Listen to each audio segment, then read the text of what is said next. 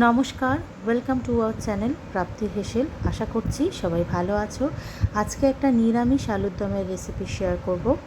তো প্রথমেই দেখো 6 থেকে 7টা আলু আমি নিয়েছি, নিয়ে প্রেশার কুকারে দিয়ে দিচ্ছি। 2 থেকে 3টে সিটি মেরে আমি আলুটাকে সেদ্ধ করে নেব এবং ছাল সমেতই আমি আলুটা নিয়েছি। তো সেদ্ধ হয়ে গেছে, আমি খোসাটাকে ছাড়িয়ে নেব। ছাড়িয়ে নেওয়ার পরে দেখো একটা প্লেটের মধ্যে সব তুলে নিয়েছি। নিয়ে এবারে আমি এগুলোকে মাঝখান থেকে কেটে নেব। আলুগুলোকে দেখো মাঝখান থেকে আলুগুলো আমার কেটে নেওয়া হয়ে গেল। এবারে আমি এখানে যেহেতু নিরামিষ, তো আমি একটা পেস্ট বানাবো। এখানে আদা, কাঁচা লঙ্কা আর টমেটো নিয়েছি। 2টো টমেটো নিয়েছি, একটা ছোট সাইজের, একটা মাঝারি সাইজের। হ্যাঁ, তো 1 ইঞ্চি মতো আদা নিয়েছি আর 4টে কাঁচা লঙ্কা নিয়ে আমি পেস্ট বানিয়ে নিয়েছি। কড়াতে আমি দিয়ে দিলাম সাদা তেল। যেহেতু পুজোতে আমরা সাদা তেল ব্যবহার করি, সেজন্য আমি পুরো রান্নাটাই সাদা তেলে, এখানে 1 চামচ ঘিও কেউ ব্যবহার করতে পারো বা রান্নাটা করতে পারো, আর এমনি সময় করে খেলে সর্ষের তেলেও করতে পারো। তো দেখো আমি শুকনো লঙ্কা, তেজপাতা দিয়ে দিয়েছি, হিং দিয়ে দিয়েছি 1/2 চামচ, আর 1/2 চামচ দিয়ে দিয়েছি কালো জিরে। আর আমি এবারে কাঁচা লঙ্কা, টমেটো আর আদার যে পেস্টটা সেটা দিয়ে দিয়েছি। দিয়ে আমি একটু ভালো করে এটা রান্না করে নেব।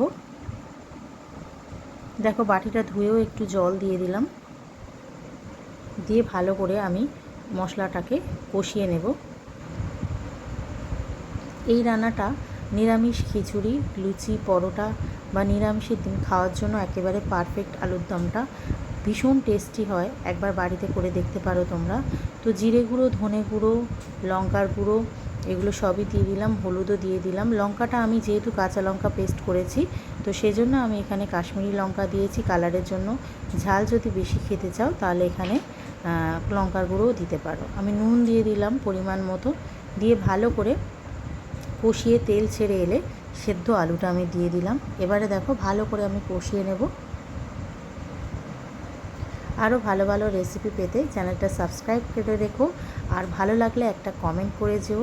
দেখো নুন চিনিটা পরিমাণ মতো, আর যেহেতু নিরামিষ তরকারি তো একটু মিষ্টি মিষ্টি হবে। এখানে আমি সাদা তিলটা একটু ড্রাই রোস্ট করে নিলাম। 1 টেবিল চামচ আমি নিয়েছি, ওটা সাদা তিলটা নিয়ে একটু ড্রাই রোস্ট করে ওটাকে আমি পেস্ট করে নিয়েছি সামান্য জলের সহযোগে। তো এবারে আমি আলুটা যে ভালো করে কষিয়েছিলাম মশলার সাথে, তারপর আমি সাদা তিলের পেস্টটা দিয়ে দিলাম। দিয়ে ভালো করে এবারে একটুখানি আবারও 1/2 মিনিট মতো আমি রান্না করে নেব। ভালো করে নিয়ে এবার গরম জল আমি অ্যাড করব। যে গ্রেভিটাকে কতটা পরিমাণ লাগবে সেরকম অনুযায়ী দেবে।